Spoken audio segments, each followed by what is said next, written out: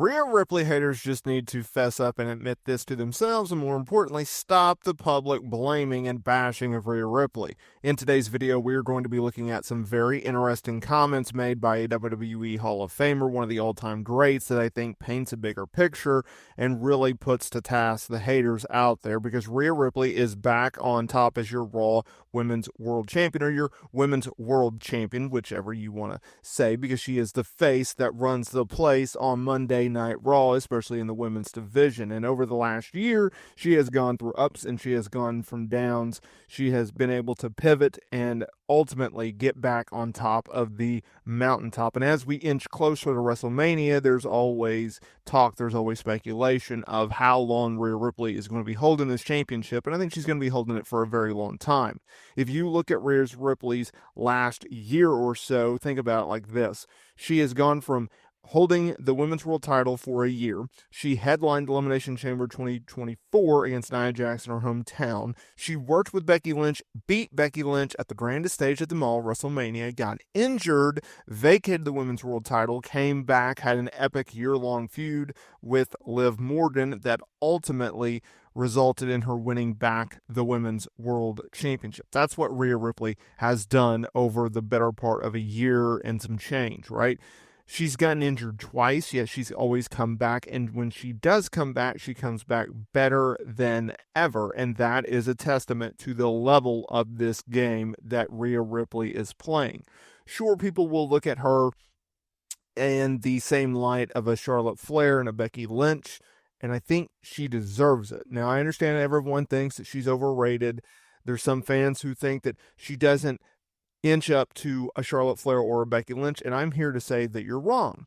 And I think the comments made by Ric Flair is going to back that up, because we all know that he's very high on his daughter, rightfully so. After her career ends, she will go down as the GOAT. But I also think you should look at the momentum in which Rhea Ripley has been able to pick up over the last year or so, maybe even the last 2 years, ever since she was paired with the Judgment Day.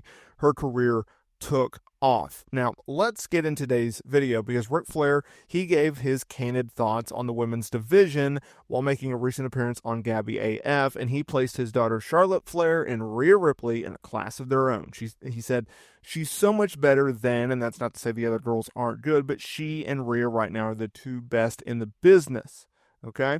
While acknowledging that former WWE star Mercedes Moné is still out there and doing the dang thing in AEW, Flair maintained that her departure has led to Charlotte and Rhea emerging as the division's clear standouts.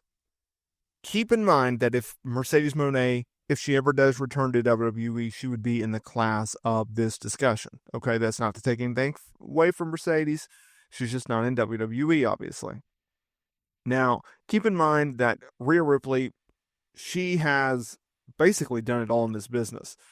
Outside of, she still needs that WrestleMania main event, but from championships to key matches to big rivalries, she's done it all in this business. And I'm hopeful that she'll get a WrestleMania main event one of these days. Now, for Charlotte, she's a two-time Royal Rumble winner, a decorated champion.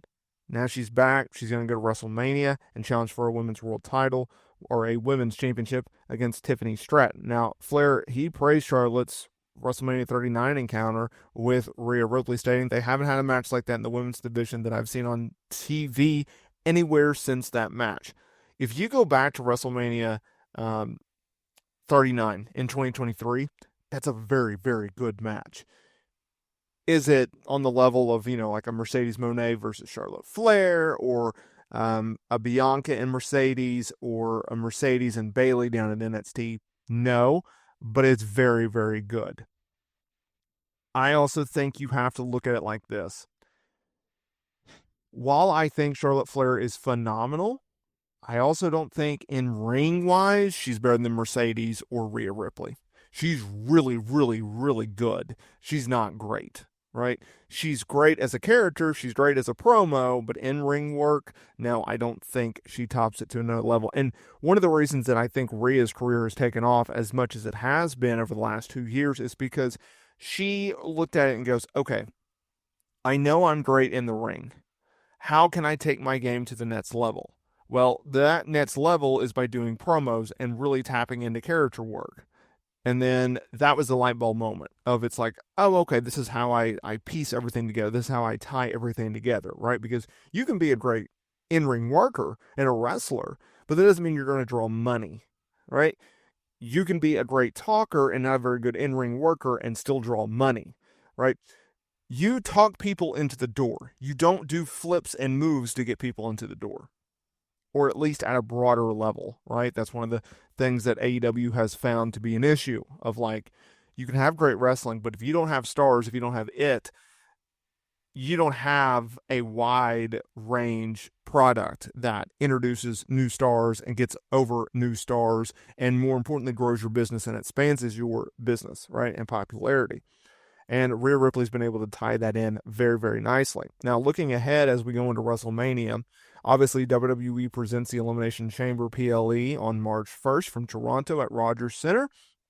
And we got a few matches on the card, including the Women's Elimination Chamber match. Now, why do I bring this up? Well, we're going to find out who Rhea Ripley is going to be defending the Women's World Championship against at WrestleMania by the winner of this match. So we have Liv Morgan, Alexa Bliss, Bianca Belair, Bayley, Naomi, and Roxanne Perez. Now, as I pick apart this, I think there's a few names that you can pull off the board. I think you can pull off Roxanne Perez. I don't think they're going to give her a women's world title match just a few months after making her official main roster debut. Could be wrong, but I'm going to plug her out. Obviously, Liv Morgan, she's not winning it because they're not going to run back this feud, so take her out of it. Now we're down to 4. If you look at Naomi, I don't think she's going to be Rhea Ripley's opponent because I think she's going to be feuding with Jade Cargill. Boom, we're down to 3. 3 on the sidelines, 3 still in the game. So that leaves us Alexa Bliss, Bianca Belair, and Bayley. I'm going to take out Bianca Belair because she is still a women's tag team champion right now, and she's also a member of SmackDown. So I'm going to pop her out and throw her to the sidelines. Now we're down to 2, Alexa Bliss and Bayley. Now, Alexa Bliss, she made her grand return, and she's a member of SmackDown. Bayley, on the other hand, has went from SmackDown to Monday Night Raw. If you're looking at it from that, and I understand SmackDown talent can challenge for titles on Raw and vice versa because of these stipulations. But if I had to guess, I'm going to say that it's going to be Bayley that wins it, although I really, really hope it's Alexa Bliss because I want to see her in that big spotlight. And I think with the momentum that she has on television, I think that that makes the case for why they could put her in a championship match, but more importantly, why she could win a championship once she's in that match. We will see. I cannot wait until March 1st just to see how everything lines up because we'll get the remaining top matches for WrestleMania 41 booked, aligned, and synced into this one.